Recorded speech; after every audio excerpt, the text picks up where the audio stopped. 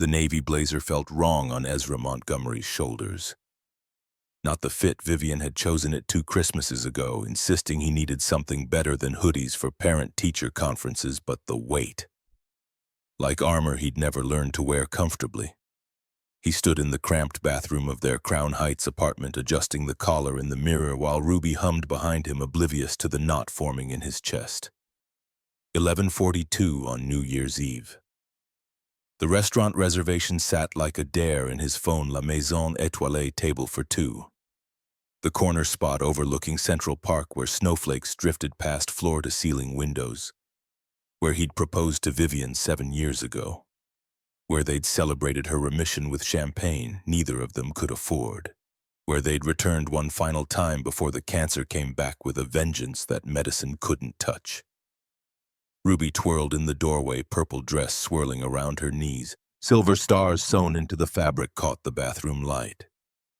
Vivian's hands had stitched every one during her last summer, fingers trembling from chemo but determined to finish before first grade started. The dress still fit barely. Ruby was growing too fast, shooting up like the sunflowers Vivian used to plant in window boxes. "Daddy, do I look pretty?" Ezra turned from the mirror. 7 years old and already his wife's echo, same heart-shaped face, same gap-toothed smile that could disarm anyone. "You look exactly like your mama. Mommy would want us to go right to her special place." The question landed where it always did, somewhere between his ribs. Ezra crouched to Ruby's eye level, smoothing a braid that had come loose. He'd watched YouTube tutorials for months after Vivian died, practiced on borrowed dolls from neighbors until his fingers stopped fumbling. Ruby's hair was his daily meditation, proof he could do this single-parent thing even when it felt impossible. "Yeah, baby, she'd want us to remember tonight." The subway ride into Manhattan blurred past flickering tunnel lights, the pressed close warmth of strangers counting down to midnight on phones. Ruby's small hand tucked into his. She chattered about her friend Destiny's New Year's party, about the sparkly punch and how Ms. Rodriguez said her butterfly painting was museum quality. Ezra listened with half his attention, the other half calculating 3 months of careful budgeting, skipped lunches, an extra weekend shift at bridge to tomorrow to afford this one night. Worth it. Had to be worth it. They emerged at Columbus Circle into air so cold it stung. Ruby buried her face in his coat while they walked the 2 blocks to the Sterling Tower, a glass monolith that housed tech companies on the lower 40 floors and the restaurant on the 50th. The lobby gleamed chrome and marble, all sharp edges, and security guards who tracked Ezra with eyes trained to assess threat level. He kept his hands' visible movements deliberate. Old habit, necessary habit for a black man in spaces designed for wealth. The elevator rose fast enough to pop Ruby's ears. She giggled, holding her nose. Ezra watched floor numbers climb and tried not to think about the last time they'd made this ascent. Vivian's hand in his, her body already too thin, but her smile bright with stubborn hope. The restaurant had felt like a promise then. Tonight it felt like a gravestone visit, necessary but haunting. The elevator doors parted onto warm amber light and the murmur of expensive conversation. La Maison Étoilée spread before them, white tablecloths, candlelight reflecting in wine glasses, wait staff gliding between tables with practiced invisibility.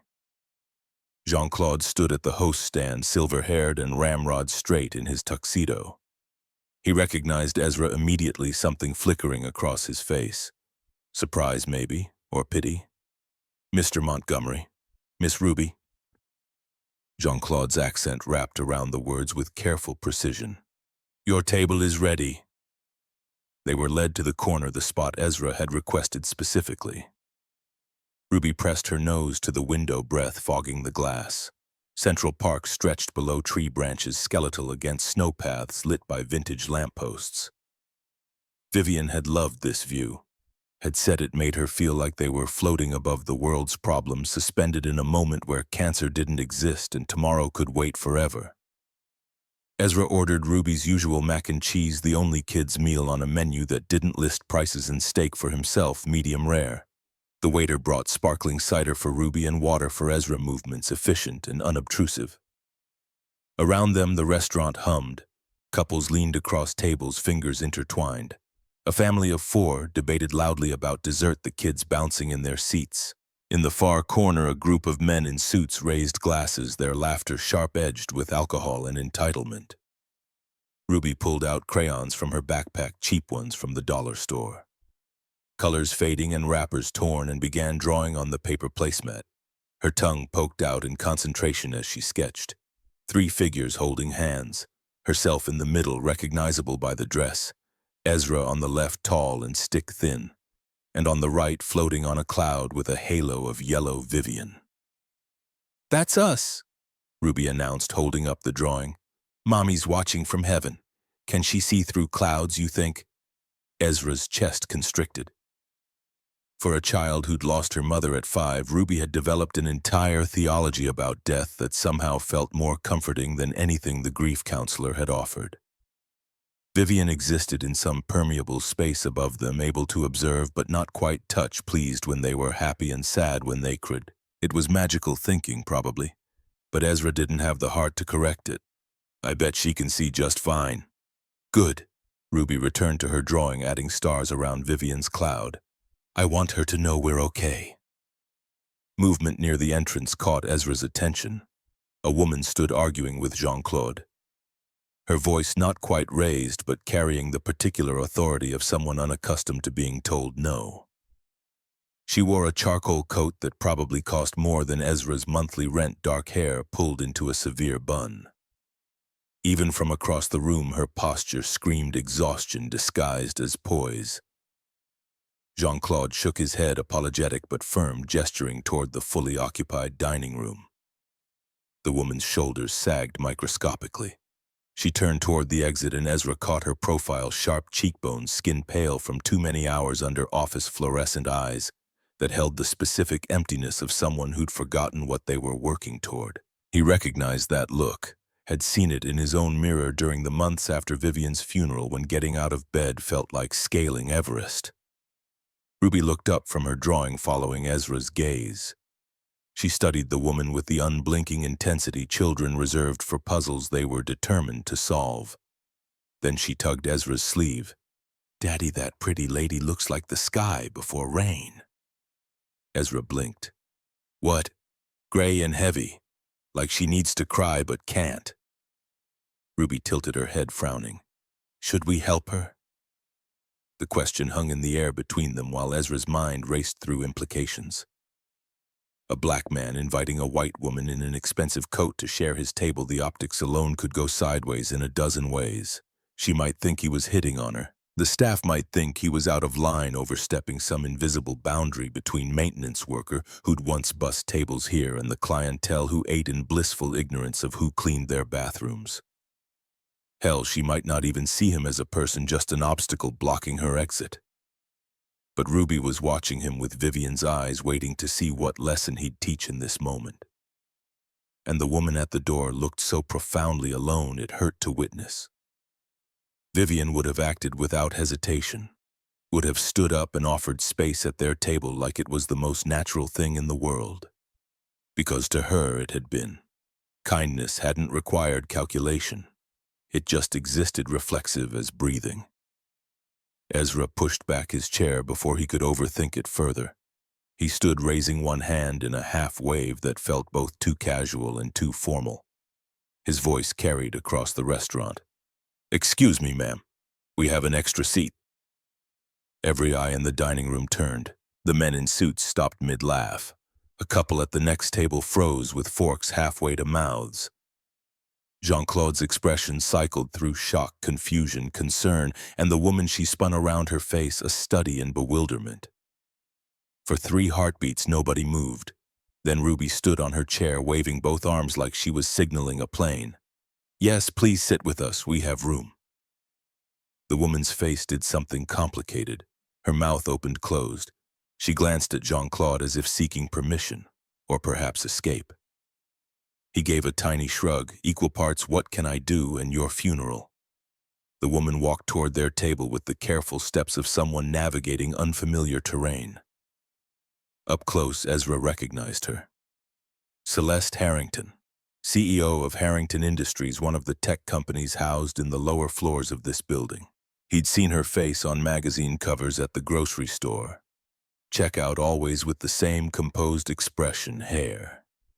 Perfect smile calculated to convey confidence without warmth. In person, the polish was cracking. Her eyes were bloodshot. A strand of hair had escaped the bun. She clutched her purse like a life preserver. I don't want to intrude. Ruby hopped down from her chair and grabbed Celeste's hand. With zero hesitation. You're not intruding. Intruding is when someone's mean about it. You're nice, I can tell. Celeste looked at Ruby, then at Ezra, searching for something he couldn't quite name. Permission, maybe, or proof this wasn't an elaborate joke. Ezra gestured to the empty chair. Everyone deserves somewhere to be on New Year's Eve. The words came out steadier than he felt. Celeste sank into the chair like her knees had given out. She set her purse on the floor with shaking hands, then folded them in her lap, posture rigid. Across the restaurant, Jean-Claude watched with an expression Ezra couldn't decipher. The suited men had returned to their conversation, but their glances kept sliding back, assessing. Ruby plopped back into her seat and beamed at Celeste. I'm Ruby, what's your name? Celeste. Her voice was hoarse, like she hadn't used it in hours. Thank you, truly, I wasn't expecting. To be invited by strangers. Ezra signaled the waiter, who approached with visible reluctance. Another menu, please. The waiter's eyes did a quick calculation, the cheap blazer, Ruby's dollar store crayons, Celeste's designer coat, before nodding and disappearing.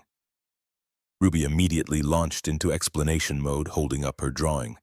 This is my family, that's Daddy, that's me, and that's my mommy. She's in heaven now, but she can still see us. Do you have kids? Celeste stared at the drawing like it was a riddle. No, I have a company, 3,200 employees. That sounds lonely. The blunt assessment made Celeste flinch. Ezra opened his mouth to redirect Ruby. You can't just tell people they're lonely, baby, but Celeste spoke first, her voice barely above a whisper. It is. Very lonely. Silence settled over the table, not awkward, but weighted with unexpected honesty. The waiter returned with a menu, set it down without meeting anyone's eyes, and fled. Celeste didn't open it, just sat there, hands still folded, staring at Ruby's crayon family. Like it contained answers to questions she'd forgotten how to ask. Ruby, oblivious to the adult undercurrents, pushed her crayons across the table. You can draw too if you want. I have blue. Blue's good for sad feelings. Celeste picked up the blue crayon with the careful reverence people usually reserved for fragile antiques. She held it like she'd forgotten how crayons worked.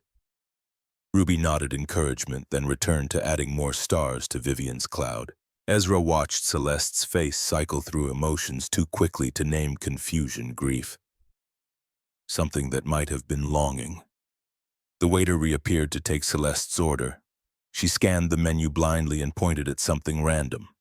Salmon. The waiter retreated again, moving faster this time. Ezra could feel the weight of the restaurant's attention, that specific pressure of being watched while pretending nobody's watching. A black man, a white woman, a child between them. The optics wrote their own story, one Ezra had learned to be wary of long before Vivian's death. But Ruby shattered any tension with her usual obliviousness to social boundaries. She launched into a monologue about her art class, about how Ms. Rodriguez said she had a gift for colors, about the butterfly she'd painted that now hung in the school hallway.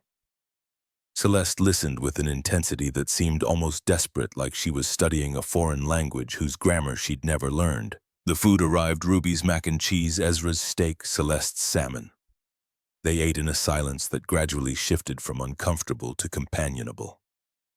Ruby dropped noodles on her dress and didn't notice. Celeste cut her fish into precise squares but barely ate. Ezra found himself hyper-aware of his table manners, the way he held his fork, whether he was chewing too loudly. Ridiculous. He'd eaten here before, but never with someone who made boardroom deals for breakfast. So, Celeste set down her fork, clearly forcing herself toward conversation. Ruby said you're her daddy. Are you here celebrating us remembering? The word came out before Ezra could soften it. My wife, Ruby's mom, she loved this place. We came here for important things, anniversaries, good news from doctors, New Year's Eve. Mommy died 2 years ago, Ruby added matter-of-factly. Cancer. But Daddy says love doesn't end, it just changes shape. Like water turning to ice but still being water. Celeste's face crumpled for half a second before she wrestled it back to neutral. That's a beautiful way to think about it. Mommy said beautiful things a lot. Ruby jabbed her fork toward the window. She said this view made her feel like she was flying. Do you feel like you're flying? I feel like I'm falling, Celeste said, then caught herself. Clearly horrified, she'd admitted it out loud. Sorry, that's inappropriate dinner conversation. Falling's okay, Ruby insisted with the confidence of someone who'd skinned knees and survived. You just gotta land soft. Daddy teaches me that when I jump off swings. Ezra met Celeste's eyes across the table, saw something raw there, unguarded in a way he suspected was rare for her. She looked like someone who'd been holding her breath for years and just realized her lungs were screaming. He recognized that look, had worn it himself through Vivian's funeral, through the first month of single fatherhood, through every moment when the weight of being solely responsible for another human's well-being threatened to crush him. What do you do? The question came out gentler than he'd intended. Besides run a company with 3,000 employees, nothing. Celeste laughed, but it sounded like breaking glass. Absolutely nothing. I wake up, I go to work, I go home, I work more. I haven't read a book in 3 years, can't remember the last time I watched a movie. My assistant schedules my meals. I sleep 5 hours a night if I'm lucky. That's terrible, Ruby declared. You need hobbies. Daddy says hobbies make your brain happy. Your daddy sounds very wise. He is. He helps kids go to college. Important kids who need help but don't get it 'cause of money and stuff. Ruby waved her fork for emphasis, spraying tiny cheese droplets. Daddy says everyone deserves a chance, even if the world forgets about them. Ezra felt heat crawl up his neck. He worked for Bridge to Tomorrow, a nonprofit crammed into 3 rooms above a bodega in Bed-Stuy. They helped 65 kids annually navigate college applications, scholarship forms. The 1,000 bureaucratic hurdles between high school and higher education. It wasn't glamorous. Most days involved fighting financial aid offices and begging corporations for donations. But Ruby made it sound heroic. What do you do at Harrington Industries? The question escaped before Ezra could stop it. Celeste blinked. You know who I am? Magazine covers. He gestured vaguely. You're hard to miss at checkout lines. Right. She picked up her water glass, set it down without drinking. I build software. Enterprise solutions. Very boring unless you're into database architecture and cloud computing. I started the company 12 years ago in my apartment. Now we're in 8 countries, it's... She trailed off, searching for words. It's everything I worked for, everything I wanted. But, Ruby prompted, but nothing. Celeste's smile didn't reach her eyes. I'm very fortunate. Ruby tilted her head, studying Celeste with that unnerving 7-year-old intensity. Mommy used to say but nothing when she was sad. It means there's a but you're too scared to say it. The accuracy of that observation hung in the air. Celeste's composure cracked visibly. Her eyes went glassy and she pressed her palms flat against the table like she needed to feel something solid. When she spoke again, her voice was barely audible over the restaurant's ambient noise. I don't have anyone. My parents are in Connecticut. We talk twice a year, maybe. I don't have siblings. My college roommate got married and moved to Singapore. My assistant is the closest thing I have to a friend, and I pay her salary. I came here tonight because I couldn't stand the thought of being alone in my apartment watching the countdown on TV, and they turned me away because I didn't plan ahead, because I forgot that normal people make reservations and have plans and aren't just... She stopped, visibly gathering herself. Sorry. You didn't invite me over to hear my breakdown. Ruby reached across the table and patted Celeste's hand. with the solemn gravity of a much older person. It's okay to be sad. Sad is just love with nowhere to go. Mommy taught me that. Celeste made a sound somewhere between a laugh and a sob. She covered her mouth with one hand, shoulders shaking. Ezra watched her fight for control and felt something shift in his chest. This woman who ran companies and made decisions affecting thousands, she was just human. Just lonely. Just as lost as anyone else when you stripped away the titles and bank accounts. The restaurant lights dimmed slightly. Servers began distributing champagne flutes, the countdown approaching. Around them, the energy shifted, conversations growing louder, anticipation building. Ruby bounced in her seat, pointing at the giant clock projected on one wall. 11:58. 2 minutes! She grabbed both Ezra and Celeste's hands. We gotta hold hands for the countdown, it's good luck. Celeste's hand was cold in Ezra's, her grip uncertain. He squeezed gently, offering what reassurance he could. Ruby beamed at both of them, completely oblivious to the strangeness of this moment. 3 people who'd been strangers an hour ago linked together while the city held its breath. The countdown began. The entire restaurant joined in, voices rising in unison. 60, 59! Ruby shouted each number with unrestrained joy. Celeste's lips moved silently, barely keeping pace. Ezra found himself thinking about Vivian, about how she'd loved this moment, how she'd kiss him at midnight like it was the first time every year. 30, 29. Ruby squeezed their hands harder. 10, 9, 8. The noise crescendoed. Champagne corks popped. Laughter bubbled up from tables across the room. 3, 2, 1. Happy New Year! Ruby threw her arms around Ezra's neck, nearly knocking over her water glass. He caught her, held her close, felt the familiar ache of loving someone so much it scared him. Then Ruby turned and hugged Celeste with the same enthusiasm, completely unself-conscious.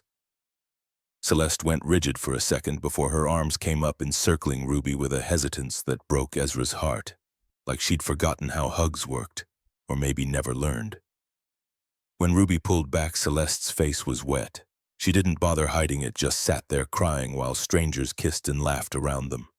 Ezra reached for a napkin, offered it silently. She took it, dabbed at her eyes, managed something approaching a smile. Thank you. Her voice cracked. Both of you. I didn't expect tonight to be good, Ruby supplied helpfully. Real. Celeste looked at Ezra. You didn't have to invite me. Most people wouldn't have. Ezra thought about that, about all the calculations that had gone through his head before standing up, about the risks and optics and potential misunderstandings, about how much easier it would have been to look away, to let Celeste walk out into the cold night alone. But Vivian's voice echoed in his memory, that bright certainty she'd carried about human kindness being a muscle that atrophied without use. Everyone's fighting battles we can't see, he said finally. Vivian taught me that. She'd walk through fire for a stranger if they needed it. I'm just trying to live up to her example. Ruby nodded sagely. Daddy's good at helping people. It's like his superpower. Celeste laughed for real this time. The sound watery but genuine. What's your superpower, Ruby?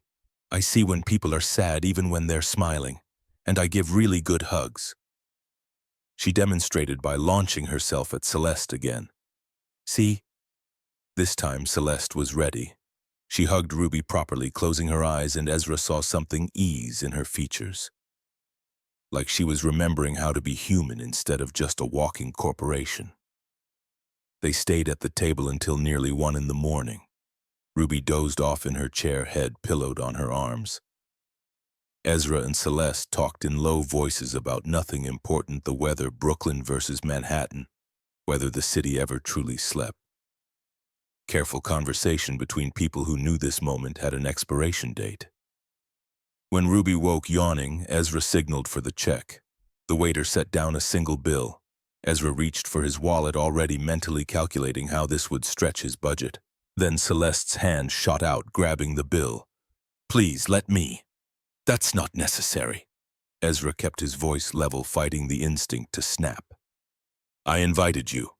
This is on me. You invited me to join your table, not to pay for my dinner. I can handle my own meal. So can I. He held out his hand for the bill. Something passed between them, a test of wills maybe, or just two people trying to maintain dignity in different ways. Celeste handed over the bill but pulled out her wallet simultaneously. Fine. Split it. You're stubborn. Pot meat kettle. They each paid half, leaving generous tips. Ruby, fully awake now, chattered about how late it was as they made their way to the elevator. Celeste walked with them, moving slower than necessary. In the lobby, she stopped, turning to face them. I don't have kids. I don't have much of anything beyond work, but tonight, she swallowed hard, tonight reminded me there are good people in the world. Thank you for being two of them. Ruby hugged her one more time. Can we see you again? Daddy's phone number is… Ruby. Ezra's voice held gentle warning. Ms. Harrington's very busy. Celeste, she corrected. Just Celeste. She pulled out her phone, tapped the screen. If you're comfortable with it, I'd like to stay in touch. Ruby's art critiques are the most honest feedback I've gotten in years. Ezra hesitated. Every instinct screamed caution. Don't mix worlds, don't blur lines, don't let Ruby get attached to someone who'll disappear when the novelty wears off. But Ruby was looking at him with Vivian's eyes, hopeful and trusting, and he couldn't bring himself to say no to that face. He recited his number. Celeste typed it in, then sent a text. His phone buzzed. A simple message. Thank you. Happy New Year. They parted in the lobby. Celeste toward the street, probably toward some penthouse apartment with views that made his rent seem like pocket change. Ezra and Ruby toward the subway, toward their cramped but comfortable life in Brooklyn.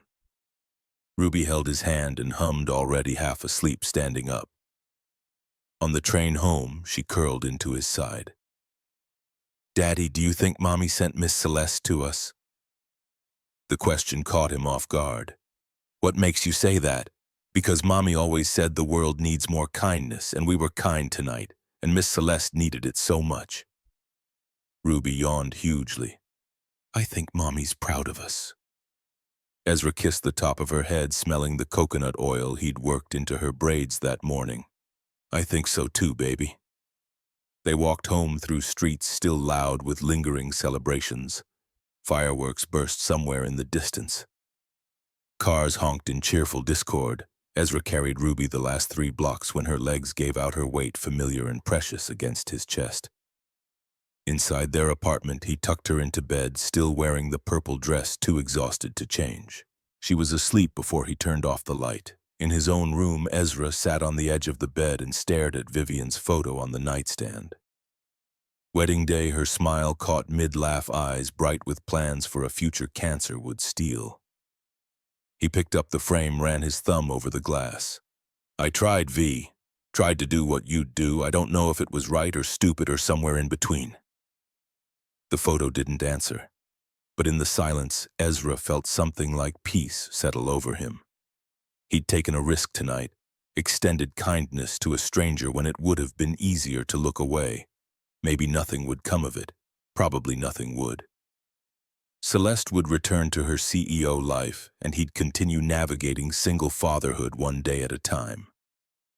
But for a few hours, 3 lonely people had been less alone. That had to count for something. His phone buzzed on the nightstand. Another text from Celeste's number. I meant what I said. If you and Ruby ever want company, coffee, museum, anything, please reach out. Tonight mattered more than you know. Ezra stared at the message for a long time. Outside, the city gradually quieted. Inside, he felt the weight of decision pressing on his shoulders. Let this end here, clean and simple. Or crack open the door to something unpredictable. Something that might help Ruby have another adult who cared about her. Something that might heal whatever wound was making Celeste Harrington cry at a restaurant on New Year's Eve. Or something that could go spectacularly wrong in ways he couldn't anticipate. He set the phone down without responding. Sleep came eventually, restless and full of dreams where Vivian watched from clouds made of crayon yellow. Her expression unreadable as Ezra tried to explain choices he didn't fully understand himself. Morning arrived gray and cold. Ruby woke at 7, still in her purple dress, confused about why she was wearing clothes. Ezra made oatmeal while she changed, then braided her hair at the kitchen table. Their routine reasserted itself: breakfast cartoons, Ruby's excited recap of last night that somehow grew more elaborate with each retelling. And then Miss Celeste cried happy tears and we held hands at midnight and she said, "I give the best hugs in the whole world." Ezra nodded along, making appropriate noises while his mind drifted. He had work tomorrow, Monday morning meeting with Jamal, a senior who'd just gotten his Syracuse acceptance. Then there was the funding proposal due Friday, the parent meeting Thursday evening, the never-ending stack of recommendation letters waiting on his desk. His life was full contained, adding more people, more complications, more potential heartbreak. It felt reckless. But Ruby's joy was so uncomplicated, so purely good. She'd found someone who needed them and she'd offered what she had. No calculations, no risk assessment, just love with nowhere to go, finding a target. His phone sat on the counter, Celeste's message still unanswered. Ezra stared at it while washing breakfast dishes. Ruby sang in the living room, making up lyrics about snowflakes and new friends and mommies in heaven who could see everything. Finally, hands still soapy, Ezra picked up the phone and typed, "Ruby would love a museum visit. Saturday work for you?" The response came almost instantly. "Perfect. I'll research which one has the best children's programs. Thank you, Ezra, for everything." He set the phone down, pulse hammering in his ears. Just a museum trip, nothing life-changing, just being kind to someone who clearly needed it. That's what he told himself anyway. The part of him that recognized the lie, that saw how Celeste's loneliness mirrored his own in uncomfortable ways, stayed carefully silent. Ruby burst into the kitchen, breathless. "Daddy! Can we build a snowman when it snows, and can we invite Miss Celeste? She probably doesn't know how to build snowmen. We could teach her." Ezra looked at his daughter, at her absolute certainty that the world was good and people could be trusted and love always found room to grow. Vivian's legacy alive and kicking in this 7-year-old who'd decided Celeste Harrington needed them. Maybe she was right, or maybe they were all stumbling through darkness hoping kindness would light the way. Either way, it was too late to back out now. The door had been opened. What walked through it remained to be seen. Saturday arrived wrapped in January cold that made Ezra's fingers ache on the subway ride into Manhattan. Ruby pressed against the window, fogging the glass with excited breath while reciting facts about dinosaurs she hoped to see at the Natural History Museum. Celeste had texted coordinates: west entrance, 10 o'clock sharp. And Ezra had spent the previous evening Googling what adults wore to museums, with CEOs ultimately deciding his usual jeans and peacoat would have to suffice. He wasn't changing himself for anyone, not even someone whose net worth probably exceeded the GDP of small nations. Celeste stood exactly where she'd promised, looking profoundly out of place. She wore designer everything: coat, boots, leather, gloves, but her posture screamed uncertainty. Like someone who'd researched how to appear casual and gotten all the details technically correct while missing some essential ingredient. When Ruby spotted her and shrieked her name, Celeste's face transformed. The corporate mask cracked, revealing something raw underneath. Ruby barreled into Celeste's legs. "You came. Daddy said you might be too busy, but I knew you'd come. I wouldn't miss it." Celeste crouched, meeting Ruby at eye level. "I haven't been to a museum in years. You'll have to teach me how." The admission startled Ezra. Years. This woman who probably flew to Paris for weekend conferences hadn't visited a museum in her own city. He filed that away with the other data points accumulating about Celeste Harrington: lonely, overworked, disconnected from anything resembling normal life. Dangerous combination. People that isolated either stayed that way forever or clung too hard when they finally found connection. Inside the museum sprawled vast and echoing. Ruby dragged them to the dinosaur halls, first bouncing between fossils while explaining each one's eating habits with disturbing accuracy. Celeste listened like Ruby was presenting groundbreaking research, asking questions that made Ruby stand taller. Ezra hung back watching, noticing how Celeste's phone kept buzzing in her pocket, how she'd reach for it reflexively then force her hand away. noticing how Ruby gravitated toward her like a planet-finding orbit. They ate lunch in the museum cafe, Ruby demolishing chicken fingers while Celeste picked at a salad she'd ordered but clearly didn't want. Conversation meandered Ruby's school, Celeste's complete ignorance of second-grade curriculum, whether T-Rex could have beaten a Triceratops in a fair fight. Normal topics that somehow felt significant because they required Celeste to think about something besides quarterly earnings. Ruby excused herself to the bathroom, leaving Ezra and Celeste alone across a table sticky with ketchup. Celeste folded her napkin into increasingly smaller squares, not looking up. "Thank you for letting me do this. I know I'm probably the last person you expected to hear from." Ruby's excited, that's what matters. "And you?" Her eyes flicked up, searching. "Are you okay with this?" Ezra considered lying, offering polite reassurance. But Vivian had hated dishonesty, had taught him that truth spoken kindly beat comfortable fiction every time. "I'm cautious. Ruby's already asking when we'll see you again. She gets attached fast, and I don't know." He stopped, regrouped. "Your world and ours don't usually intersect. I need to know you're serious about being in her life before she gets more invested." "I'm serious." The words came too quick, too emphatic. "I meant what I texted. Tonight, New Year's, it woke something up. I've been sleepwalking through years, Ezra. Work, sleep, repeat. I forgot what it felt like to just be human with someone who wasn't on my payroll." "We're not a cure for loneliness. Ruby's not therapy." "I know." Celeste's hands stilled on the napkin. "I'm not using her. I genuinely care. She's remarkable, bright and kind, and so much wiser than she should be at 7. And you," she trailed off, seeming to reconsider her words. "You're raising her right. Anyone can see that." Ruby returned before Ezra could respond, already plotting their next stop, gems and minerals, obviously because rocks that glowed in the dark were the coolest thing ever invented. They spent another 2 hours wandering halls, Ruby's enthusiasm never flagging Celeste, gradually relaxing until her laugh sounded almost natural. Outside dusk, turning the sky purple, Ruby announced she was starving despite eating her weight in chicken fingers. Celeste suggested a place nearby, casual. She promised nothing fancy, and Ezra agreed, partly because Ruby looked ready to collapse, and partly because he wanted to see how Celeste navigated normal dining. Whether she could exist in spaces that didn't cater to expense accounts. The diner she chose surprised him. Actual vinyl booths, laminated menus, coffee served in mugs that had seen better decades. Ruby ordered pancakes for dinner because weekends meant rules were flexible. Celeste ordered the same, then looked shocked when the stack arrived bigger than her head. "I can't eat all this." "Not with that attitude." Ruby demonstrated proper pancake consumption, syrup coverage, strategic butter placement, the necessity of cutting them into bite-sized pieces. Celeste followed instructions with solemn concentration, and Ezra found himself smiling despite his reservations.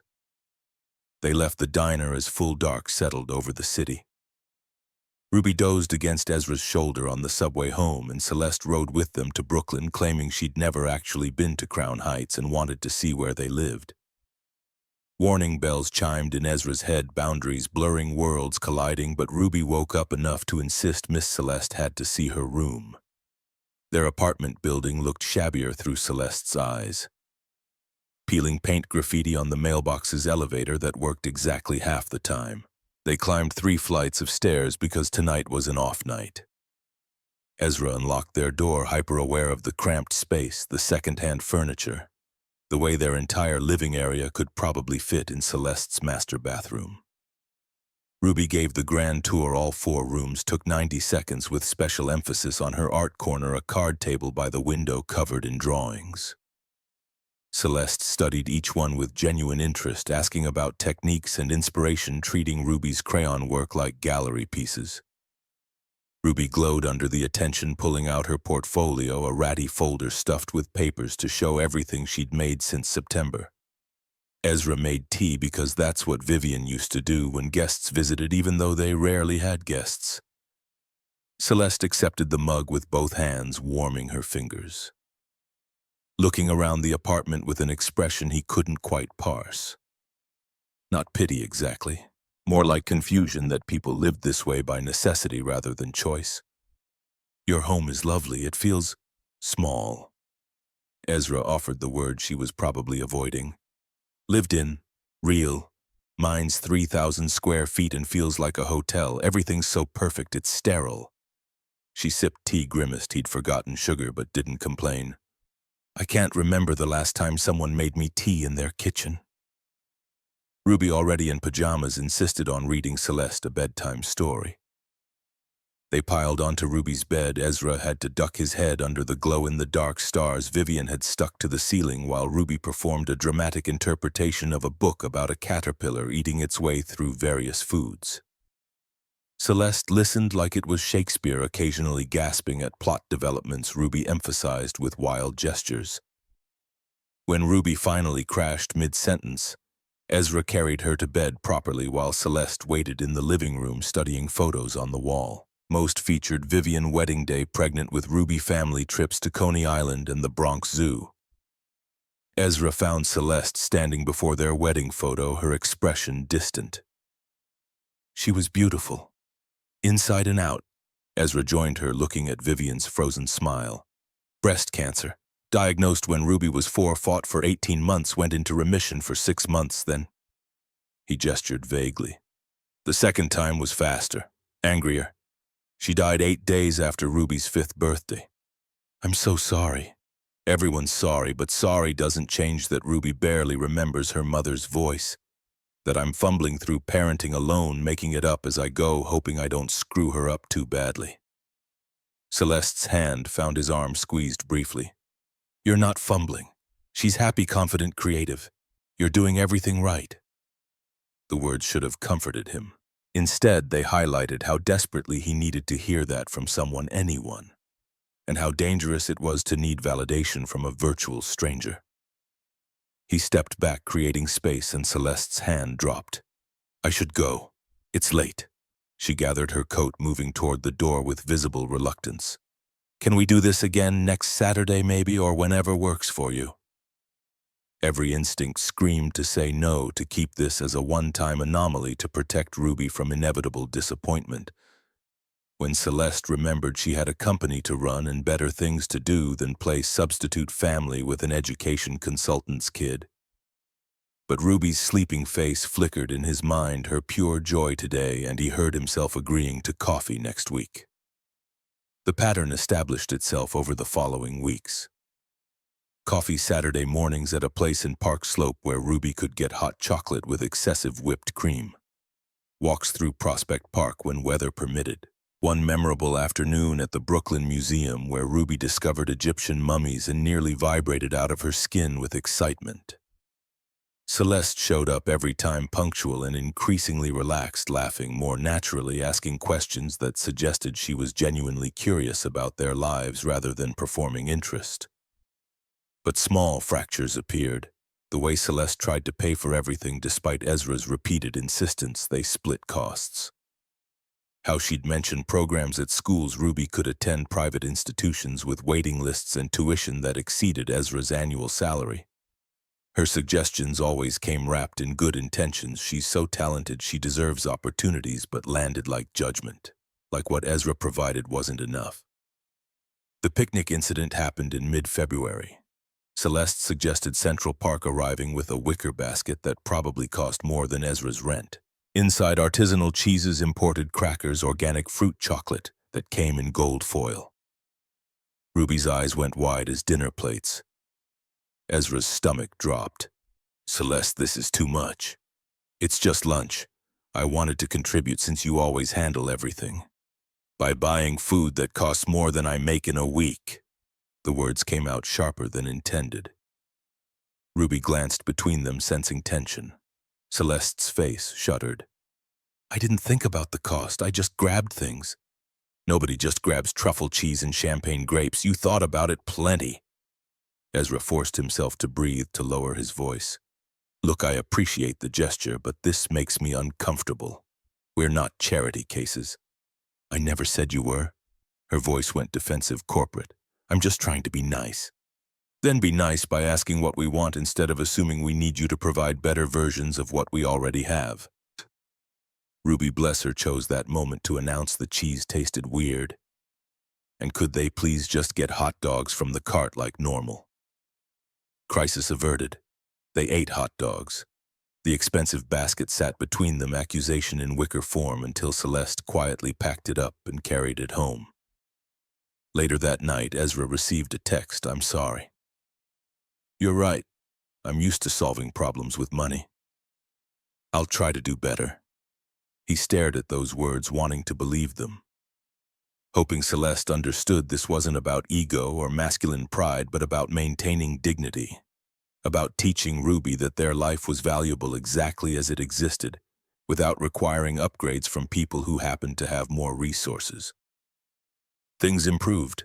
Celeste brought nothing to their next 3 meetups except herself. She asked before suggesting anything that cost money.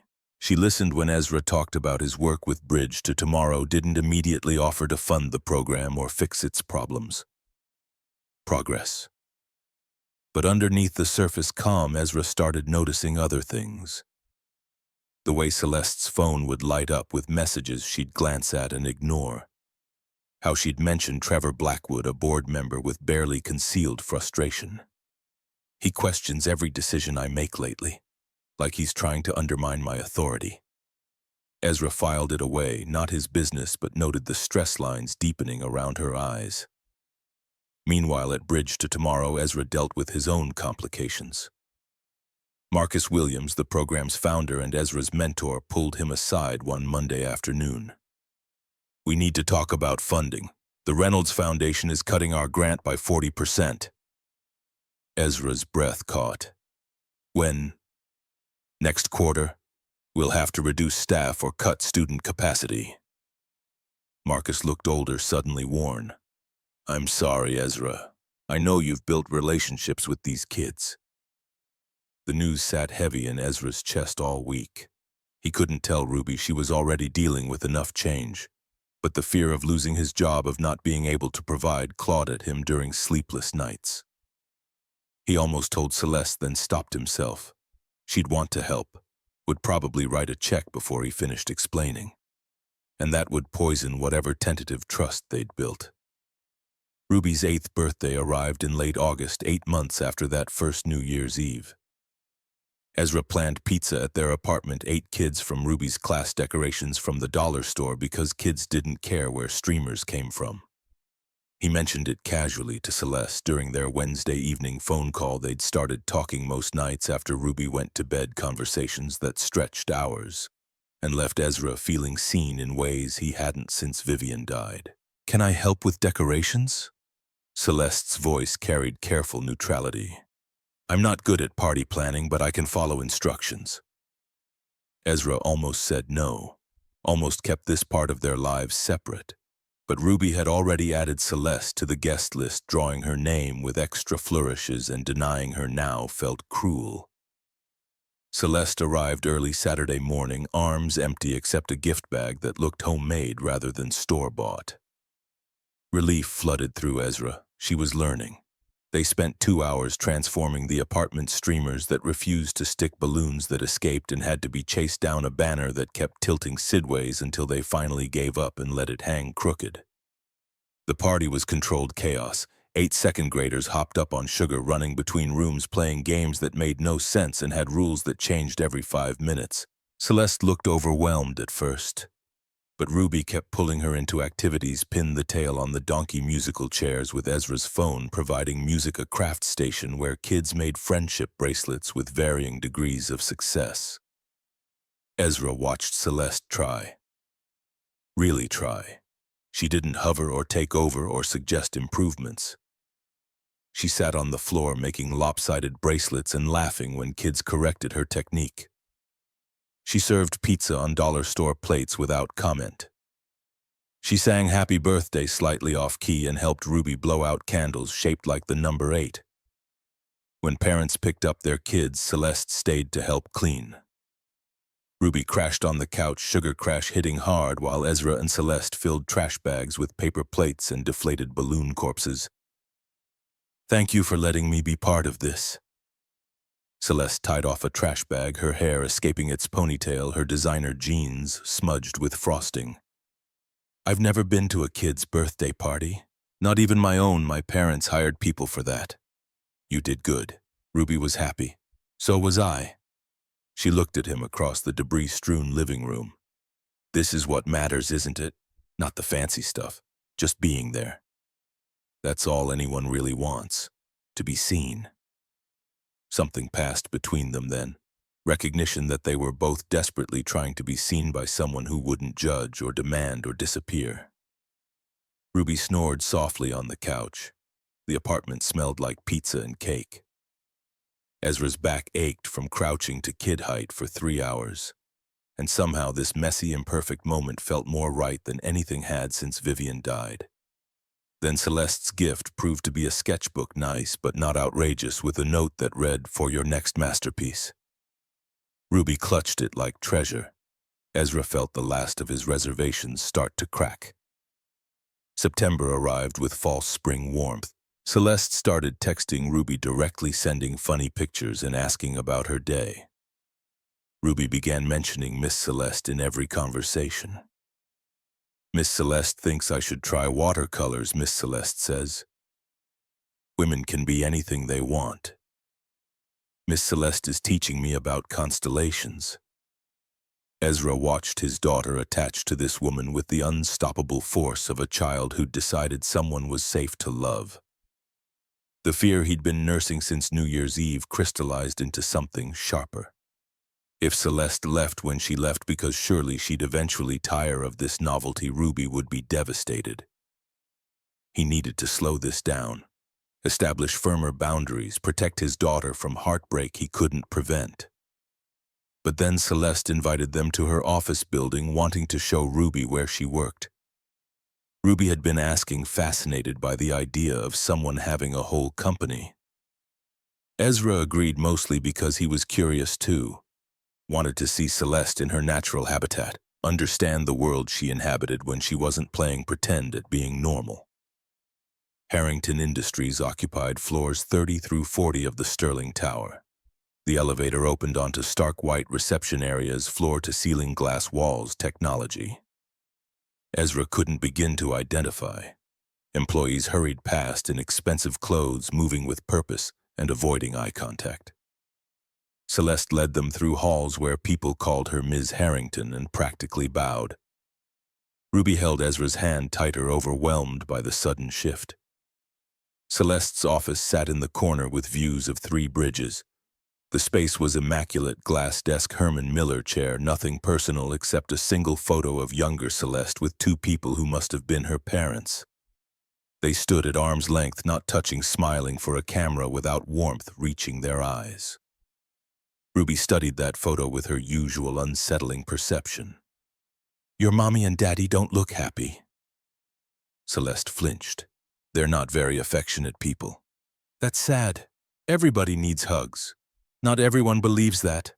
Celeste pulled Ruby toward the windows, pointing out landmarks. But her voice had gone tight, and Ezra saw how uncomfortable this was, showing them her real life, exposing the vast difference between their worlds. They left after 20 minutes, Ruby chattering about how tall the building was and could she get an office when she grew up. Ezra stayed quiet, processing. That sterile corporate space, Celeste's stiff interactions with employees. The photo of a family that looked like strangers, it painted a picture of isolation so profound it hurt. No wonder she'd latched onto them. They were probably the only people in years who'd wanted nothing from her except presence. That realization should have made him more understanding when the art supplies arrived. Should have, but didn't. The package appeared on a Tuesday in early September. Ezra found it outside their apartment door, no name on the return address, but distinctive handwriting on the shipping label. Inside, a professional art set that made his vision blur with fury. Oil pastels, watercolor paints in metal tubes, brushes with price tags still attached totaling over $400. A card read, "Every artist needs real tools. Love, C." Ruby squealed when she saw it, immediately wanting to try everything. Ezra's fingers went numb as he pulled out his phone and called Celeste. She answered on the second ring, sounding pleased with herself. Did it arrive? I wasn't sure which brands were best, so I just got the set the art store recommended. Celeste, what the hell? Silence. Then cautiously, you're upset. Ruby mentioned needing new crayons, $3 crayons from CVS, not a $400 professional set. I wanted her to have quality supplies. She's so talented. She's 8. She doesn't need quality. She needs to learn that art is about expression, not expensive tools. Ezra paced the apartment, trying to control his voice so Ruby wouldn't hear. We talked about this after the picnic. You said you understood. I thought this was different. This is for Ruby's education. Ruby's education is my responsibility, not yours. The words came out harsh, but Ezra couldn't stop them. You don't get to decide what my daughter needs. You don't get to undermine me by buying things I specifically didn't buy for reasons you didn't bother asking about. I wasn't trying to undermine you. I care about Ruby.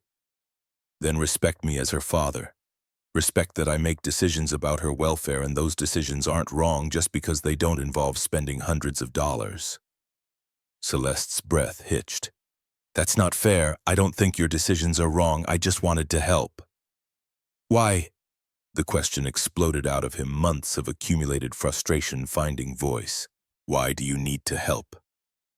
Why can't you just be here without trying to fix everything? The silence stretched so long Ezra thought she'd hung up. Then very quietly, because I don't know how to just be. Everything in my life is about doing, achieving, providing, solving.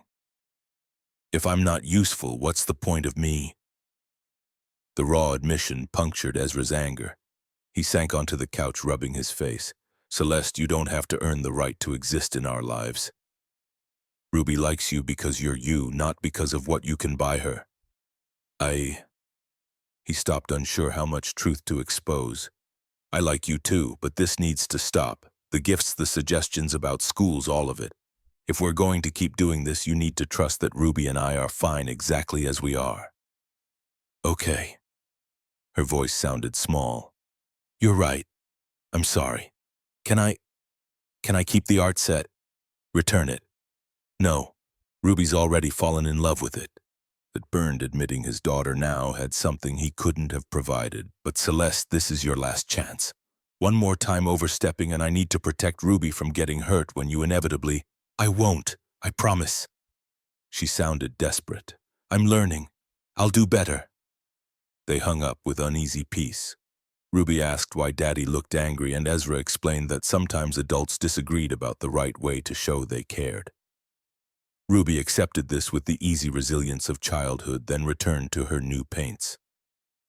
Ezra watched her create, trying to untangle the knot in his chest. Celeste meant well, but meaning well didn't erase the discomfort of having someone treat his life like a problem requiring her solutions. The next week, Celeste was careful, almost too careful.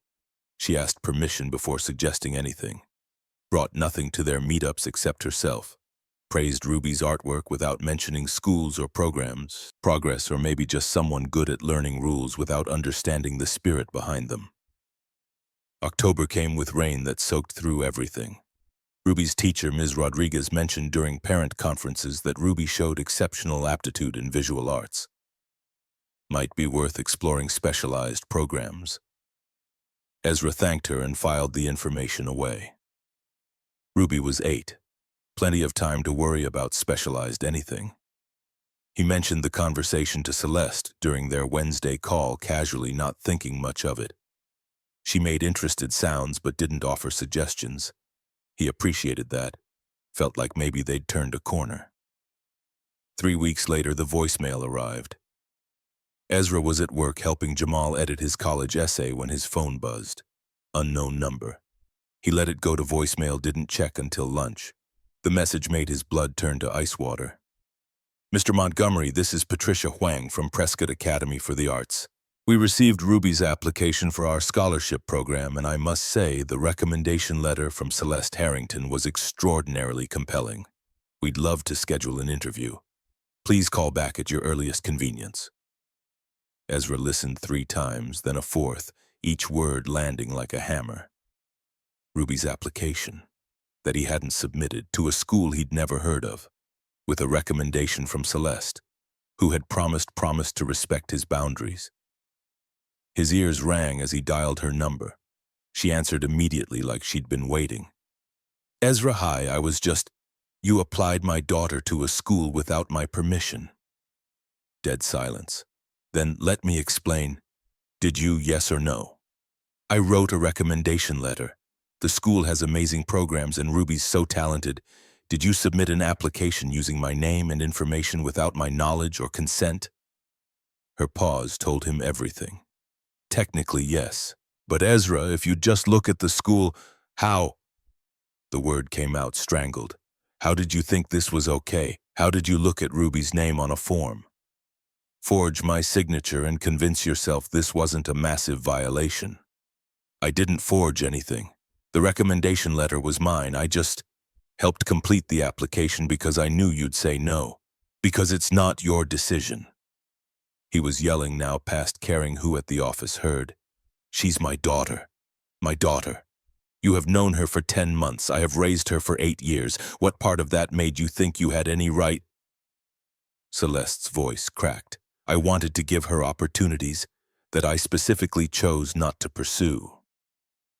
Ruby's in an excellent public school with teachers who love her. She has friends. She's happy, but that wasn't good enough for you, was it? You needed to fix her situation, improve her, save her from her mediocre father who can't afford $40,000 a year tuition. That's not what I think. I swear, Ezra, I don't care what you wanted. His voice dropped, venom replacing volume. You know what kills me, that scholarship. Even if I wanted Ruby to go, which I don't now, it's ruined. If she gets in, everyone will assume it's because of your money and connections, not her actual talent. You've taken away her chance to earn anything on her own merit. Congratulations. I didn't think. No, you didn't think. You never do. You just act. Consequences be damned because you're used to your money smoothing over every mistake. Ezra started pacing. Do you have any idea what it's like? Being a black single father, working my ass off to provide a good life, only to have some white CEO swoop in and decide she knows better, that what I'm doing isn't enough. I never said that. I think you're an incredible father. Then why didn't you trust me? The question came out raw. Why didn't you come to me and say, hey, I found this school, want to look into it? Why go behind my back unless you assumed I'd make the wrong choice? Celeste was crying now. He could hear it. Because you would have said no. And I thought if I could just show you the possibilities. It's not your job to show me anything. It's your job to respect me, which you clearly can't do. Please, Ezra, don't do this.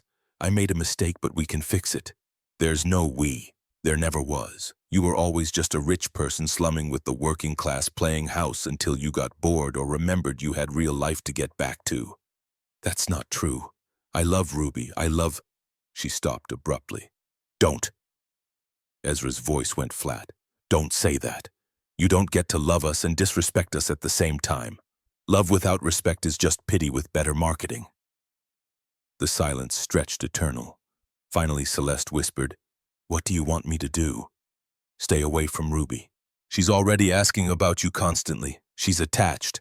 And I can't let her get hurt worse when you eventually realize this isn't the life you want. But it is the life I want. For how long? A year, too? Until the novelty wears off and you remember you have a company to run and actual important people to spend time with. Ezra felt tears burning his own eyes now. Ruby's mother died. She doesn't need another person abandoning her. So we're done. Thank you for reminding me why I don't let people in. Ezra, please. He hung up, turned off his phone, sat in the break room with his head in his hands while his heart tried to tear itself apart. That night, Ruby asked where Miss Celeste was. They usually did Wednesday calls. Ezra invented excuses, busy with work, traveling, had a cold. Ruby accepted them with increasing suspicion. By Friday, she asked outright, did you and Miss Celeste have a fight? Adults sometimes disagree, baby. But you're still friends, right? You'll make up. Ezra couldn't look at her face. I don't know. Ruby burst into tears, proper sobbing, the kind she hadn't done since Vivian's funeral. Ezra held her while she cried about missing Miss Celeste, about wanting her to come back, about why did everyone leave. He had no answers except to promise that he would never leave even when everyone else did. The weeks that followed felt like wading through concrete. Ruby asked less frequently but sadder each time. Ezra found himself reaching for his phone to text Celeste about Ruby's latest drawing or funny thing she'd said, then remembering. The hole Celeste's absence left was bigger than 10 months should have created. Proof he'd been stupidly, dangerously attached despite every warning his brain had screamed. Work became refuge.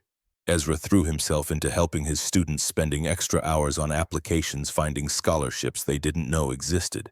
Deshawn got into 3 schools with full rides. Marissa landed a summer program at Columbia. Jamal committed to Syracuse with enough financial aid to graduate debt-free. These wins should have filled the empty spaces. Mostly they just reminded him how good Celeste had been at asking questions and actually listening to answers. In December, a letter arrived, handwritten on nice paper, no return address. Ezra recognized the handwriting anyway. He almost threw it away unopened. Almost. Instead, he sat on the couch after Ruby went to sleep and read words that shouldn't have had power but did. Celeste apologized. Not the corporate non-apology he'd expected, but something raw and honest. She admitted everything: the entitlement, the disrespect, the pattern of trying to prove worth through actions instead of presence. She talked about therapy, about slowly learning that love wasn't transactional, about volunteering at a literacy center in Queens, where kids didn't care about her net worth, only whether she remembered to do funny voices. The letter ended. Thank you for showing me what real fatherhood looks like. Tell Ruby she's the most talented artist I know, and that will always be true. I hope you find happiness, Ezra. You deserve everything.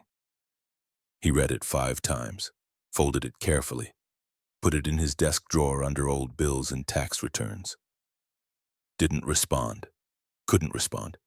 Because part of him wanted desperately to believe people changed, and another part knew better than to risk Ruby's heart on wishes. Ruby turned 9 in late August one year, and 8 months after that first New Year's Eve. Small party, same kids from school, no guests who'd make her cry. Asking where they were, she drew a picture that week: 4 people holding hands. But the 4th figure was just an outline, empty space waiting to be filled. Who's that for? Ezra asked, already knowing. Someone, when you're ready. He pinned it to the refrigerator next to all her other art, looked at that empty outline every morning while making breakfast, and wondered if people really changed or just got better at pretending. September arrived with humidity that made Brooklyn feel like breathing through wet wool. Ezra sat at the kitchen table at 2 in the morning, Celeste's letter spread before him next to Vivian's wedding photo.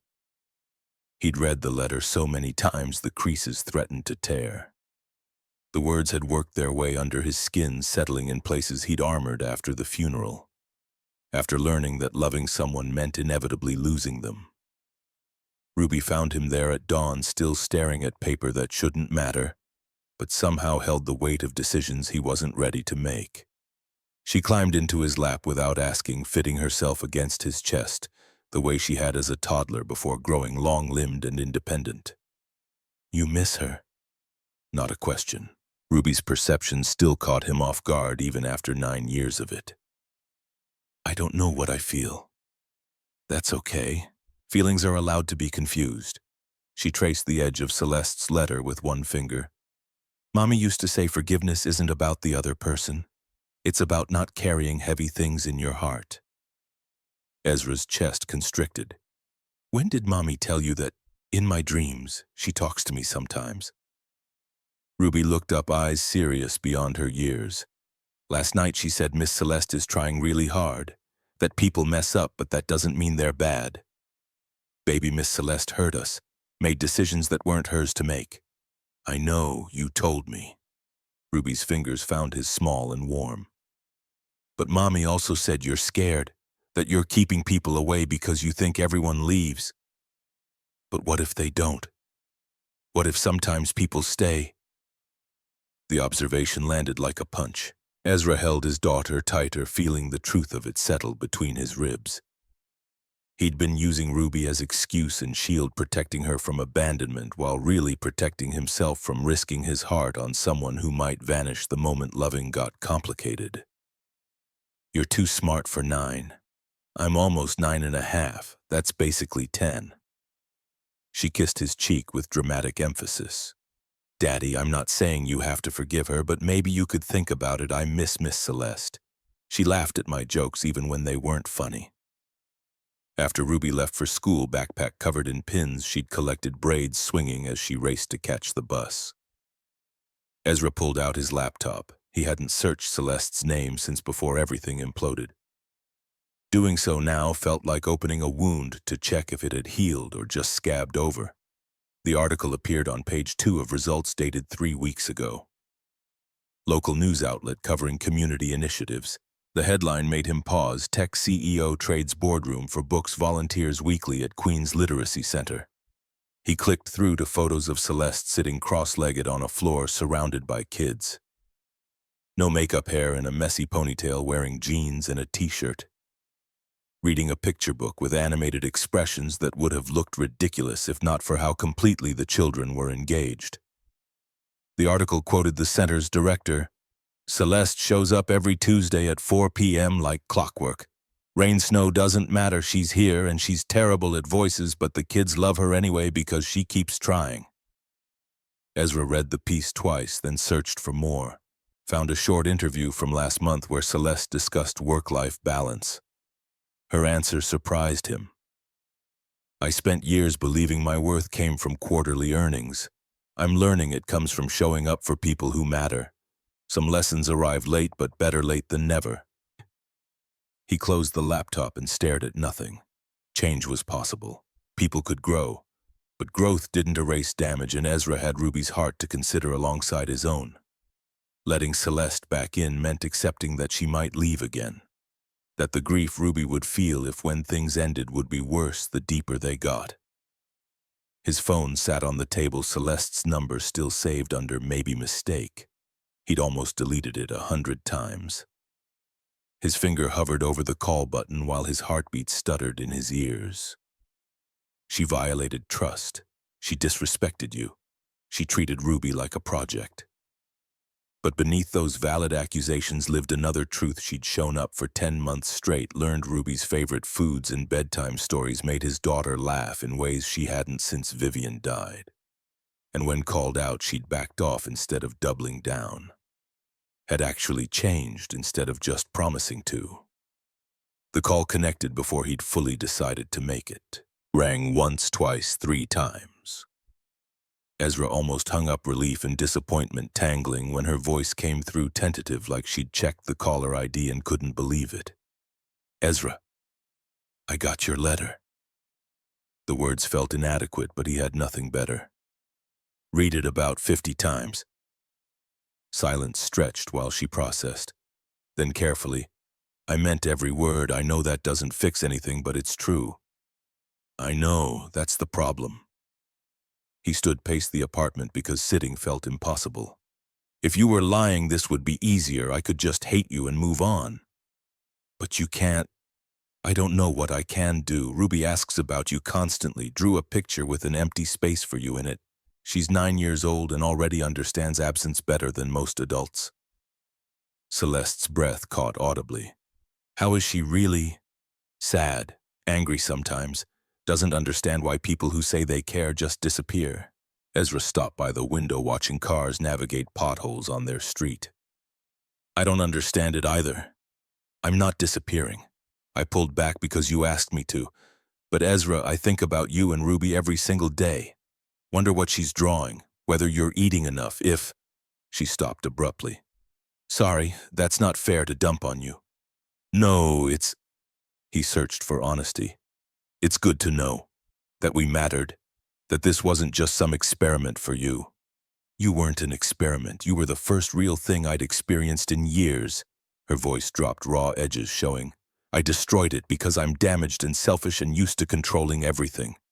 But I'm trying to be better. The literacy center, therapy twice a week, actually sleeping more than 4 hours. I'm trying." Ezra closed his eyes. Forgiveness is about not carrying heavy things in your heart. Vivian's wisdom filtered through Ruby's dreams, or maybe just through the part of him that wanted permission to hope. I'm not ready to just pick up where we left off. If we do this, if it has to be different, slower, with actual boundaries that you respect. Whatever you need, I'll follow your lead completely. Starting with coffee. Just us, no Ruby, until I'm sure you're serious. Until I trust that you've actually changed and not just gotten better at performing change. When?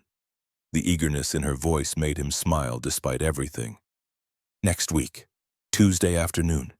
There's a place in Queens near the Literacy Center. He rattled off the address, heard her typing. 4 o'clock. And Celeste. If you're late or cancel or give me any reason to think you're not fully committed, we're done. No second chances after this. I'll be there. Early, probably. Ezra, thank you for even considering. Don't thank me yet. We're just talking, seeing if there's anything worth salvaging. They ended the call with awkward goodbyes, both clearly unsure how to navigate this new territory. Ezra sat back down at the table, pulse hammering like he'd sprinted miles. What had he just done? Opened the door to someone who'd already proven she could hurt them. Risked Ruby's fragile hope on a woman who might relapse into old patterns the moment life got complicated. But what if Ruby was right? What if sometimes people stayed? Tuesday crawled toward him through 5 days of second-guessing. Ezra told Ruby nothing, unwilling to raise hopes that might shatter. She noticed his distraction anyway, gave him searching looks over breakfast, asked if everything was okay with the careful concern children develop when their parents' moods determine household weather. The cafe was small, tucked between a laundromat and a bodega, the kind of place that served coffee in actual mugs and didn't charge extra for oat milk. Ezra arrived at 3:45. Ordered Earl Grey he didn't want, and claimed a corner table. Watched the door, told himself he was being ridiculous. Celeste walked in at 3:52, 8 minutes early. She wore jeans and a sweater that looked expensive, but understated hair loose around her shoulders. No makeup except what might have been mascara. She scanned the cafe, found him, and something in her expression cracked open. Relief mixed with fear, mixed with desperate hope. She slid into the opposite chair without waiting for invitation. Hi. Hi yourself. He pushed the menu toward her. They have good tea, terrible coffee, but good tea. Tea's perfect. She ordered chamomile when the waitress appeared, then folded her hands on the table like she was forcing them to stay put. I wasn't sure you'd actually show. I almost didn't. Changed my mind 4 times between leaving my apartment and walking in here. What made you come? Ezra considered lying, offering something less vulnerable. But they'd arrived at this wreckage through dishonesty, hers. About understanding boundaries, his about being fine. Alone, truth seemed like the only foundation worth building on. Ruby and Vivian in a weird way. He wrapped both hands around his mug. My wife believed people deserved grace, that mistakes didn't define you if you learned from them. Ruby inherited that certainty. She's been telling me about dreams where Vivian says I'm being too scared, that I'm choosing loneliness over risk. Dreams are wisdom. Celeste's lips quirked. That kid's too perceptive. Tell me about it. Freaks me out sometimes. He studied her across the small table. So tell me, what have you actually changed? Not what you want me to hear, what's true. Celeste didn't flinch from the directness. I fired my assistant, hired someone new whose job description includes telling me no. I blocked off Tuesday and Thursday afternoons permanently. One for the literacy center, one for therapy. I stopped checking email after 7 p.m., started saying no to projects that would consume my life. That's logistical. What about internal? She took a breath, clearly gathering nerve. I realized I was using you and Ruby to fill a void. Not consciously, but that's what I was doing. You both made me feel human again, and I thought if I could just do enough, provide enough, you'd need me to stay. Classic anxious attachment meeting, savior complex. The clinical self-awareness startled him. Therapy talk. 3 sessions a week of it. Dr. Patel doesn't let me deflect. She says I confuse love with utility, that I think my only value is solving problems because my parents only acknowledged my existence when I achieved something. Celeste's hands tightened around her mug. I know that sounds like excuse-making. It's not. It's explanation. The application thing was inexcusable regardless of why I did it. Yeah, it was. Ezra didn't soften it. You violated my authority as Ruby's parent, made me feel invisible, like everything I'd built for her wasn't good enough because it didn't come wrapped in private school tuition. I'm so sorry. Truly, I can't take it back, but I understand now how deeply I hurt you. She met his eyes, hers bright with unshed tears. For what it's worth, I contacted Prescott, withdrew the application completely, told them I'd overstepped. They were confused but processed the withdrawal. Something in Ezra's chest loosened fractionally. You didn't have to do that. Yes, I did. It wasn't my place to submit it. Taking it back was the bare minimum of making things right. They sat in silence while tea cooled and cafe noise eddied around them. Ezra watched Celeste fight not to fidget, to let quiet exist without filling it. Progress. The Celeste from New Year's would have already offered solutions or money or whatever she thought he needed. I can't promise I'm over it, he finally offered. The trust you broke doesn't just reconstruct because you've had therapy epiphanies. Ruby got attached, I got attached. Then you proved we were right to be cautious about letting people close. I know, which is why I'm not asking to jump back into your lives. I'm asking for the chance to slowly, carefully build something new.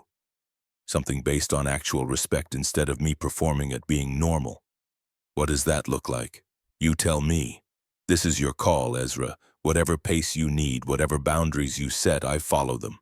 No negotiation, no pushing, no trying to know better. He considered her across the table, this woman who'd gone from polished CEO to someone willing to sit in a shabby cafe and beg for scraps of his time. The change felt real, but real didn't mean permanent. People backslid.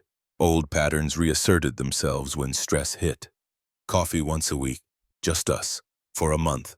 If after 4 meetings you're still showing up, still respecting boundaries, we talk about whether Ruby gets told you're back in contact. He held up a hand when she started to speak. No arguing, no accelerating the timeline. This is the offer. I accept, gratefully. Celeste smiled, the expression tentative but genuine. Thank you for even considering this. Don't thank me. Just keep showing up. They finished their tea talking about surface things. Her struggles with picture book voices, his student. Marissa, who'd just gotten into Yale, whether autumn in New York was actually as magical as movies suggested or just cold and wet. Careful conversation between two people learning each other again. When Celeste checked her watch and apologized had to get to the literacy center, Ezra walked her to the door. Same time next week. I'll be here. She hesitated, clearly wanting more than this stilted goodbye, but wise enough not to push. Ezra, I really have changed. I know you need proof, but I want you to know. Then prove it, week by week. He watched her walk toward the literacy center shoulders. Straight, moving with purpose. Pulled out his phone and texted his mother before he could overthink. Did something today. Not sure if it was brave or stupid. Her reply came instantly. With you, usually both. Trust your gut, baby. And remember, Vivian would want you happy. The second week, Celeste arrived 15 minutes early, which meant Ezra had been there 20. They ordered the same drinks, claimed the same table, and talked about books they'd read recently. Celeste admitted she'd started actually reading for pleasure again, fiction that had nothing to do with business trends. Ezra confessed he'd been rereading Vivian's favorite poetry collection, finding comfort in words she'd loved. The third week, Celeste showed him photos from the literacy center on her phone.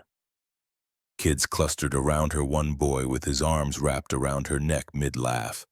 That's Marcus. He's 8 and decided I needed a hug because I looked sad. I wasn't even sad, apparently. I just have resting sad face now. Trauma face, it takes a while to fade. Ezra zoomed in on her expression in the photo, open, unguarded, genuinely happy. You look good here. Real. I feel real there, like I'm not performing for anyone. The fourth week arrived with early October cold that promised winter wasn't far behind. Celeste beat him to the cafe, had his tea waiting, and looked nervous in a way that immediately set Ezra on edge. "What's wrong? Nothing's wrong, just—" She pulled out a folded paper from her bag. "Ruby drew this. One of the center kids brought it. Their older sister goes to Ruby's school, I guess. It ended up with me somehow, and I thought you should have it." The drawing showed 4 figures holding hands. Ezra recognized Ruby's style immediately, the careful way she drew faces, her habit of adding stars to everything. The 4 people were labeled Daddy, Ruby, Mommy, and a cloud, and a 4th figure with dark hair and a smile that had to be Celeste. "She's been carrying this around school." Ezra's voice came out rough. "According to the kid who gave it to me, yes. Shows it to people when asked about her family." Celeste's eyes were wet. "I'm not trying to insert myself. Just thought you should know she hasn't forgotten." Ezra stared at the drawing, at Ruby's carefully printed words, "Our family. Love doesn't end. It just makes room." His heart cracked clean through. Ruby needed this. Needed Celeste back in her life, even if it scared the hell out of him. Even if it meant risking more pain if things fell apart again. "Thanksgiving's in 6 weeks. The words emerged before he'd fully processed them.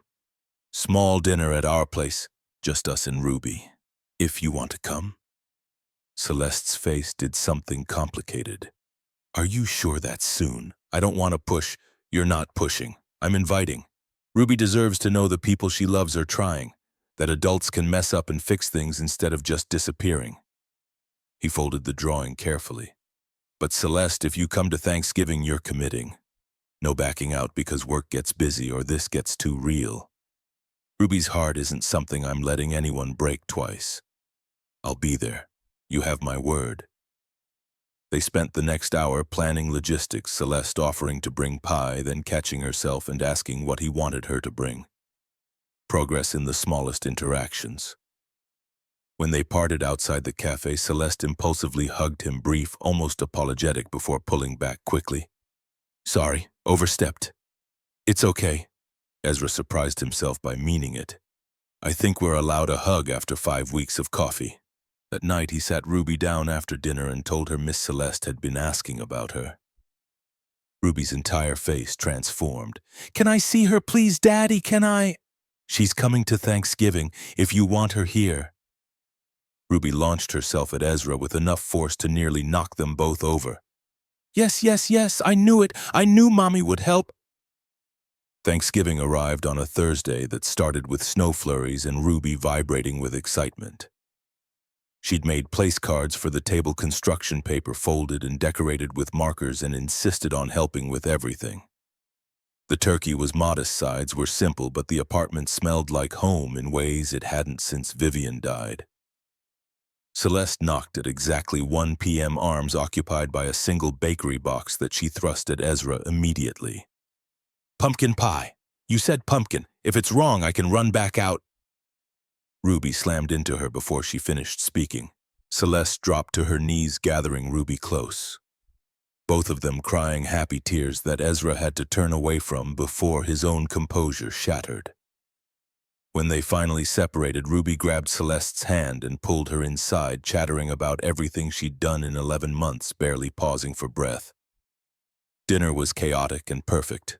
Ruby dominated conversation, showing Celeste every piece of art she'd made since September, every good grade, every funny story from school. Celeste listened with complete attention, asked questions that proved she remembered details from months ago, praised without condescension. After they ate and Ruby was occupied building a blanket fort, Ezra and Celeste cleaned up side by side. "Thank you for this." Celeste scraped plates carefully. "I know it was a risk inviting me back. Biggest one I've taken since Vivian died." He loaded the dishwasher, keeping his hands busy. "But you've shown up. Consistently. That matters. I'm going to keep showing up, for as long as you'll let me." Something in her voice made him look over. She met his eyes with raw honesty that didn't hide behind corporate polish or practiced charm. Just Celeste, vulnerable and terrified and desperately hoping he wouldn't send her away again. We're going to take this slow. No rushing, no assuming, no making decisions for us. I understand. But Celeste, I need to tell you something, because honesty seems important if we're doing this. Okay? She set down the plate she was holding, giving him full attention. I was falling in love with you before everything imploded. That scared me even more than the boundary violations. Because loving someone means risking the kind of loss I barely survived with Vivian. Ezra forced himself to maintain eye contact. I'm still scared, but Ruby's braver than me, so I'm trying to be brave too. Celeste's breath hitched. I've been in love with you since probably February. Since you called me out on the picnic basket and I realized you saw me clearly enough to know when I was performing. She stepped closer, cautious. I don't expect you to love me back right now, or maybe ever. I just needed you to know where I stand. Ezra reached for her hand, laced their fingers together. Not a kiss, not a declaration, just connection. Let's see where this goes, one day at a time. They stayed that way for several heartbeats, holding hands over dirty dishes while Ruby sang from inside her blanket fort and snow fell soft outside. It wasn't perfect. History didn't erase itself because people wanted fresh starts. But it was real, and after months of grief and loneliness and careful self-protection, real felt like enough. December spun past in a blur of Ruby's school concerts and holiday parties, and Celeste becoming a fixture in their lives again. She came to dinner twice a week, never bringing extravagant gifts, just herself. And whatever Ruby had requested, usually ingredients for baking projects that left the kitchen destroyed and everyone flour-covered and laughing. But mid-December brought new complications. Celeste arrived for dinner one Tuesday looking drained, dark circles under her eyes despite makeup. She smiled at Ruby's greeting, helped set the table, but Ezra noticed how her hands shook slightly. After Ruby went to bed, Celeste collapsed on the couch. I'm sorry, I'm terrible company tonight. What's wrong? Trevor Blackwood, he's been escalating. She rubbed her face. Called an emergency board meeting for Friday, claims there are concerns about leadership direction. It's a power play. He wants me out so he can install his own CEO and control the company. Ezra's stomach dropped. Can he do that? If he convinces enough board members, yes. And he's been working them for months, subtle undermining, planting doubts. She looked at Ezra, fear naked in her eyes. I built that company from nothing, 12 years of my life, and he might take it in one meeting. What can you do? Fight. Prepare presentations showing our success metrics. Hope the board sees through his manipulation. She laughed bitterly. Or I could quit, walk away before he pushes me out. You're not a quitter. Ezra sat beside her, took her hand. You've spent this year learning to stand up for yourself without bulldozing people. This is the same thing. Stand up to him. What if I lose? Then you lose. But at least you fought. He squeezed her fingers. And Ruby and I will still be here. Company or no company. Celeste's eyes filled. You mean that? I fell in love with you, not your net worth. If you're CEO or unemployed or working at Starbucks doesn't change how I feel. She kissed him, then sudden and fierce. When they pulled apart, she was crying and smiling simultaneously. How did I get this lucky? By showing up, week after week, even when it was hard. The board meeting happened while Ezra was at work. He checked his phone, obsessively jumping at every notification. Finally, at 4:47 p.m., a text from Celeste. I won. Barely. 3 votes. But I won. Trevor resigned from the board. It's over. Ezra's relief was so intense he had to sit down. He texted back. Proud of you. Celebrating tonight, her response, only if you and Ruby are there. Nothing feels real without you. Christmas morning, Ezra found a small box on his doorstep before Ruby woke. Inside, a photo album Celeste had made. Pictures from New Year's Eve, the museum trips, Ruby's birthday party, Thanksgiving. Moments Ezra hadn't realized she'd captured. The last page held a note in her handwriting. Thank you for teaching me that presence is the only gift that matters. Love, C. He called her immediately. This is perfect. Thank you. Merry Christmas, Ezra. Tell Ruby I'll be by this afternoon with cookies. Nothing fancy, just the sugar cookies we made together. She'll be thrilled. And Celeste, I'm glad you're here. In our lives. Me too. More than you know. New Year's Eve approached 2 years since the night that changed everything. Ezra made reservations at La Maison Étoilée, requested the same corner table, and told Ruby to wear her purple dress if it still fit. It didn't. She'd grown too much, so they went shopping together, found a new dress with silver studs that made her spin in the dressing room. Are we going to see Miss Celeste there? She's meeting us. Ezra paid for the dress, tried not to think about the small velvet box hidden in his sock drawer. It's a surprise. The restaurant looked exactly as it had 2 years ago. White tablecloths, candlelight, Jean-Claude greeting them at the door with recognition that warmed into something like approval when he saw all three of them together. They were led to their corner table, Ruby bouncing with excitement. Celeste holding Ezra's hand with fingers that trembled slightly. Ruby ordered mac and cheese again because tradition mattered. Celeste and Ezra ordered the same meals as 2 years ago, laughing about how some patterns were worth repeating. Conversation flowed easily now, none of the careful navigation from early months. Ruby told stories about school. Celeste shared about a kid at the literacy center finally reading his first full book. Ezra described Jamal's success at Syracuse, how the boy had called just to say college was everything he'd dreamed. When the countdown began 10 minutes to midnight, Ezra excused himself briefly. Ruby and Celeste didn't notice, absorbed in decorating napkins with the crayons Ruby had insisted on bringing.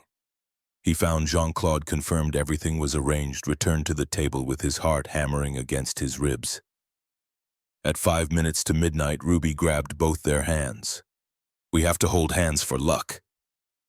Ezra looked across the table at Celeste, at the woman who'd stumbled into their lives lost and desperate, who'd made terrible mistakes and done hard work to become someone worthy of second chances, who'd shown up week after week earning trust instead of demanding it, who loved his daughter with fierce protectiveness and loved him with patient understanding.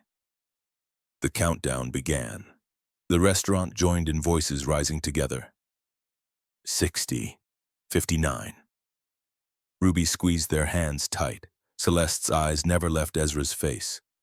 30, 29. He pulled the velvet box from his pocket.